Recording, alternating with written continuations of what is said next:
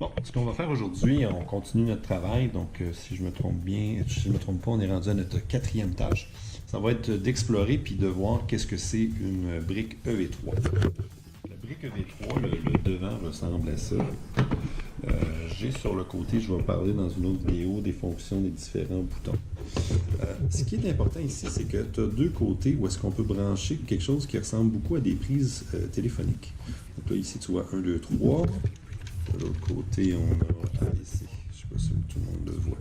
Donc, du côté des moteurs, les moteurs vont toujours être branchés sur des lettres.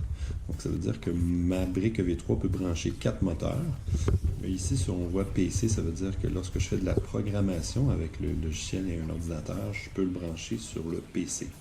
Autre valeur, c'est que je peux avoir une valeur d'exportation avec une carte SD puis un port USB.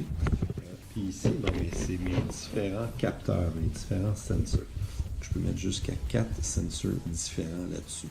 Chose qui est bien importante de noter, c'est lorsque je vais, je ne sais pas, je suis capable de faire ça en mais ici, je vais avoir les batteries qui vont être installées de ce côté-ci du EV3. Rapidement, 1, 2, 3, 4, c'est pour les différents capteurs. J'ai mes touches en avant qu'on va voir un petit peu plus tard. J'ai mes ports d'acquisition de données ou de prise de données qui sont ici.